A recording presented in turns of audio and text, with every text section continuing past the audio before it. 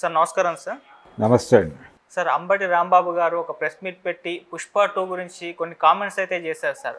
Pushpa 2 team మూవీని ఎవరు వచ్చినా కూడా అడ్డుకోలేరు అని చెప్పేసి క్లియర్ కట్గా ఆయన చెప్పేశారు. అంటే ఆయన ఉద్దేశంలో కూటమి గవర్నమెంట్ పుష్ప 2ని ఆపడానికి ప్రయత్నిస్తుంది, సో దీన్ని ఎవరు కూడా ఆపలేరు అన్న ఒక సెన్స్లో ఆయన కామెంట్స్ అయితే చేసేసారు సార్. మరి నిజంగా పుష్ప 2 టీంని కూటమి ప్రభుత్వం అడ్డుకోవాలని ప్రయత్నిస్తుందా, లేకుంటే ఈయనే ఒక జనాల్లోకి ఇటువంటి ఒక అనుమానాన్ని రూమర్ని స్ప్రెడ్ చేయాలని ప్రయత్నిస్తున్నారు? అంటే కూటమి గవర్నమెంట్ దీనికి వ్యతిరేకంగా ఉందని చెప్పేసి ఆయన కామెంట్స్ ఏ విధంగా చూడొచ్చు సార్? అంటే రకరకాల స్పెక్యులేషన్స్ ఉన్నాయి పుష్ప 2 చుట్టూ. అధికారిక సమాచారం లేదు కానీ టికెట్ల హైప్ చాలా భారీగా అడిగారని, అవును, అంటే 1000 రూపాయల వరకు అడిగారని, తర్వాత ఈ ప్రీమియర్ షోస్కి సంబంధించి అంటే అర్ధరాత్రి 1 గంట నుంచి షోస్ అనేది గతంలో చూసాం మనం. దానికంటే ముందే కొన్ని షోస్ పడేలాగా కూడా పర్మిషన్లు అడుగుతున్నారు చాలా ప్రాంతాల్లో అనేది వినిపిస్తున్నటువంటి మాట. ఎందుకంటే దాని మీద పెట్టినటువంటి బడ్జెట్ వర్కౌట్ అవ్వాలంటే ఆ రేంజ్లో పెడితే తప్ప కుదరదు అనేటువంటి ఒక అభిప్రాయం ఉండటం చేత అని వీటన్నిటికీ ఇంకా అనుమతులు వచ్చాయా లేదా అనే దానిలో క్లారిటీ లేదు. వాళ్ళైతే అడిగారు అనేది వార్త. ఆ రేంజ్లో అడిగారా లేదు ఏ రేంజ్లో అడిగారు అనేది ఒక ప్రశ్న అయితే, రెండోది చాలా ప్రాంతాల్లో ప్రభుత్వం అంటే 150 రూపాయలు చేసుకోవచ్చు సింగిల్ స్క్రీన్స్లో అని చెప్తున్నారు. అయితే ఇది 2 వారాలకే చెప్తున్నారు కానీ కొన్ని చోట్ల కలెక్షన్స్ బాగుంటే 3వ వారం 4వ వారం కూడా నడిపేస్తున్నారు. ఆపట్లేదు. కాబట్టి ఆపాలి అనేటువంటి ఒక డిమాండ్ జనంలో ఉంది. గవర్నమెంట్ పట్టించుకోవాలి కదా, 2 వారాలు అయిపోగానే రేటు తగ్గించాలి కదా, ఎందుకు తగ్గించట్లేదు అనే గొడవ జనం నుంచి జరుగుతోంది. సో ఈ రేట్లు పెంచటం అనేది ప్రభుత్వ విధానంగా అమలు జరగటం మీద కూడా ఒక క్రిటిసిజం ఉంది. వీటన్నిటి నేపథ్యంలో ప్రభుత్వాలు ఏ నిర్ణయం తీసుకుంటాయనేది చూడాలి. ఈ పుష్పకి వీళ్ళు సింగిల్ స్క్రీన్స్లో 350 నుంచి చెప్తున్నారు. అంటే ఇప్పటివరకు 150 అంటున్నారు. 150 నుంచి 3 చేసే ప్రయత్నం జరుగుతోంది. ఈ ప్రయత్నానికి మరి ప్రభుత్వాలు అంగీకరిస్తాయా లేదా అనేది చూడాలి. ఒకవేళ అంగీకరించకపోతే అంగీకరించాలనేది అంబటి రాంబాబు డిమాండ్. అనుమతించాలి ప్రభుత్వాలు, ఆ రేంజ్లో ఖర్చు పెట్టారు అని. ఇదే ప్రభుత్వం అంటే అంబటి రాంబాబు రిప్రజెంట్ చేస్తున్నటువంటి పార్టీ తాలూకా ప్రభుత్వం అధికారంలో ఉండగా అక్కడ పవన్ కళ్యాణ్ సినిమాలు రిలీజ్ అయినాయి. భీమ్లా నాయక్కి రిలీజ్ అయినప్పుడు వాటి పట్ల ప్రదర్శించినటువంటి తీరు ఈయనే మాట్లాడాడు. అంబటి రాంబాబే బహిరంగంగా ముందుకొచ్చి మాట్లాడినటువంటి సందర్భాలు కూడా చూసాం మనం. పవన్ కళ్యాణ్ సినిమాలు రిలీజ్ అయినప్పుడు మాట్లాడాడు. ఒక రకమైనటువంటి క్రిటికల్ ప్రచారం చేశాడు ఆయన. అంటే విమర్శనాత్మక ప్రచారం చేశాడు. ఆ సినిమా గురించి లైవ్లో ఉండేలాగా ఈయన మాట్లాడటం ద్వారా జనాలను అట్రాక్ట్ చేసే ప్రయత్నం చేశాడు. కానీ పెద్దగా ఆడియన్స్ రియాక్ట్ కాలేదు. దాని వలన జరిగిన ప్రయోజనం కూడా ఏం కనిపించలేదు ఆ సినిమాకి. కానీ తన వంతు కృషి రోజు ఒక ప్రెస్ మీట్ పెట్టి మాట్లాడేవాడు ఈయన. ఇది ఒక ధోరణి. పర్టికులర్గా బ్రో సినిమా, అప్పుడు బ్రో సినిమాలో ఆయన ఈయన్ని ఇమిటేట్ చేస్తూ ఒక సీన్ ఉంది అనేది ప్రస్తావిస్తూ ఆయన దాడి చేస్తూ వరుసగా ప్రెస్ మీట్లు పెట్టాడు డైలీ. ఆ ప్రెస్ మీట్ల ప్రభావం కలెక్షన్స్ మీద ఏం చూపించలేదు. అంటే అంబటి రాంబాబు ఆ సినిమాని ప్రమోట్ చేద్దామనే ట్రై చేశాడు సీరియస్గా, కానీ వర్కౌట్ అవ్వాలి. అంటే వీరి మాటలు ప్రజలు వినటం లేదు అనేది ఒక సెన్స్లో తీసుకోవచ్చు.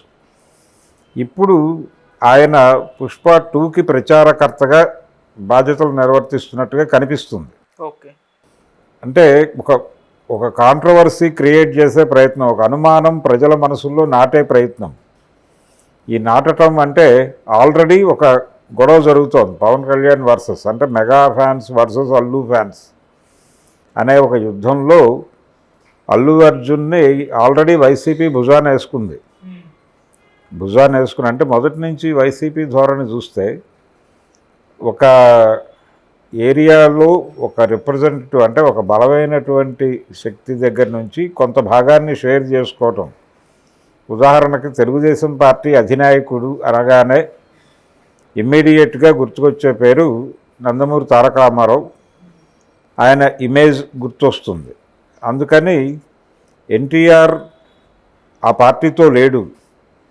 ఎన్టీఆర్ వ్యతిరేక కూటమి ఆయన పేరుతో ఉన్నటువంటి పార్టీని నడుపుతోంది, కానీ వాళ్ళెవరూ ఎన్టీఆర్ వారసులు కాదు అనేది ప్రజల మనసుల్లో నిలబెట్టడం కోసం ఆయన లక్ష్మీపార్వతిని తన పార్టీలోకి అట్రాక్ట్ చేసి ఆవిడకి పదవి ఇచ్చి ఆవిడతో మాట్లాడించడం చేసేవాడు. అలాగే ఎన్టీఆర్ కుటుంబంతో, నిమ్మకూరులో ఉన్న ఎన్టీఆర్ కుటుంబంతో సన్నిహిత సంబంధాలు ఉన్నటువంటి కొడాలి నానిని తన పార్టీలో ఉంచటం, అతనికి ఒక ప్రామినెన్స్ ఇవ్వటం ద్వారా అతనితో మాట్లాడించేవాడు ఈ ఇష్యూస్ ఏమన్నా వచ్చినప్పుడు. ఇది ఒక వ్యూహాత్మక, అంటే ఎన్టీఆర్కి తెలుగుదేశానికి సంబంధం లేదు అనేది ఎస్టాబ్లిష్ చేయడానికి తను చాలా ప్రయత్నం చేసేవాడు వాంటెడ్గానే. తద్వారా అవాయిడ్ చేయటం, అంటే ఆ పార్టీ ఇమేజ్ని డ్యామేజ్ చేసేటువంటి కార్యక్రమం. ఇందులో భాగంగానే ఇప్పుడు ఈ ఆలోచన ధోరణిలో భాగంగానే అల్లు అర్జున్ని మెగా కాంపౌండ్ నుంచి పక్కకు లాగటం మాత్రమే కాకుండా వాళ్ళ పొలిటికల్ ఐడియాలజీ నుంచి కూడా బయటకు లాక్కొచ్చి వైసీపీ వైపు నడిపించే ప్రయత్నం. ఆయన కేవలం శిల్పారావికి మాత్రమే ఫ్రెండ్లీగా ప్రచారం చేస్తున్నారు. అది కూడా ప్రచారం చేయలే, రోడ్డు మీదకి వెళ్ళి వాళ్ళ ఇంట్లో కూర్చుని ఒక బయట ఇచ్చి వచ్చేసాడు, అంతే ఆయన చేసింది. ఆయన ఏమీ క్యాంపెయిన్ నిర్వహించాల. ఇది చూడాలి, ఇది గమనించాలి. దానికి సంబంధించినటువంటి చాలా ఇబ్బందులు ఎదుర్కొన్నారు వాళ్ళు ఆల్రెడీ, అయిపోయింది. రెండోది, తెలుగుదేశం పార్టీ ఎమ్మెల్యే వాళ్ళ ఫాదర్ ఓన్ చేస్తున్న, అంటే వాళ్ళ ఫాదర్ భాగస్వామిగా ఉన్నటువంటి ఒక ఓటీటీలో ఒక షో చేస్తున్నాడు. ఆ షోకి చంద్రబాబు నాయుడు హోస్ట్గా వచ్చారు, గెస్ట్గా వచ్చారు. హోస్ట్ ఏమో ఎమ్మెల్యే, గెస్ట్ ఏమో ముఖ్యమంత్రి. ఆ ప్లాట్ఫామ్ ఏమో అల్లు అర్జున్ తండ్రి గారు భాగస్వామిగా ఉన్న ప్లాట్ఫామ్. సో వాళ్ళు కూటమితో పూర్తి స్థాయి విభేదాల్లో ఉంటే అది సాధ్యం అవుతుంది కదా. వాళ్ళు వైఎస్ఆర్సీపీతో ఉండుంటే అలా ఏది కాదు కదా. కాకపోతే ఆ ఇంప్రెషన్ ఇవ్వటం అనే దానికోసం వైసీపీ తీవ్రంగా ప్రయత్నం చేస్తోంది. అంటే అల్లు అర్జున్ మాతో ఉన్నాడు అనేది వాళ్ళు ఫోకస్ చేయడానికి ప్రయత్నం చేస్తున్నారు. తద్వారా ఒక కన్ఫ్యూజన్ క్రియేట్ చేయడంతో పాటు కొంత లబ్ధి పొందాలనే ప్రయత్నం కూడా జరుగుతోంది. ఇది ఈ కన్ఫ్యూజనే ఎక్కువ కనిపిస్తోంది ఇక్కడ. లబ్ధి పొందటం కంటే కూడా కన్ఫ్యూజన్ క్రియేట్ చేయటంలో వాళ్ళ పాత్ర ఎక్కువ కనిపిస్తోంది. ఈ నేపథ్యంలో చూస్తే అంబటి రాంబాబు గారు కూడా అదే పనిలో ఉన్నట్టుగా అర్థమవుతుంది ఇప్పుడు. దీనివలన పుష్ప 2కి ప్రయోజనం ఉంటుందా, నష్టం ఉంటుందా అనేది చర్చిస్తే నష్టమే ఉండే అవకాశం ఉంది. ఎందుకంటే వాళ్ళు పక్కన సినిమాకి అనుకూల వాతావరణాన్ని నెలకొల్పడం కోసం వాళ్ళ ప్రయత్నాలు వాళ్ళు చేస్తున్నారు. ఇది నెగిటివ్గా మారుతుంది ఈ ప్రచారం. అంబటి రాంబాబు లాంటి వాళ్ళు వీళ్ళు నోరు తెరవటం వలన సినిమాకి కలిసి వచ్చేదానికంటే కూడా చెడగొట్టేది ఎక్కువ ఉంటుంది. అదే ఆయన గుర్తించాలి ముందు.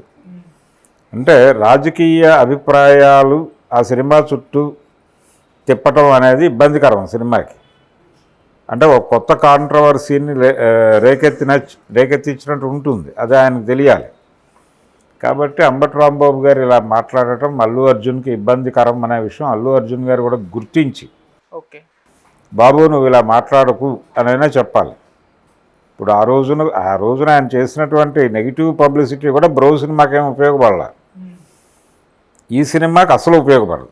ఇది పూర్తి నెగిటివ్గా మారే ప్రమాదం ఉంది. ఎందుకంటే శిబిరాలుగా కన్సాలిడేట్ అయి ఉంది వాతావరణం.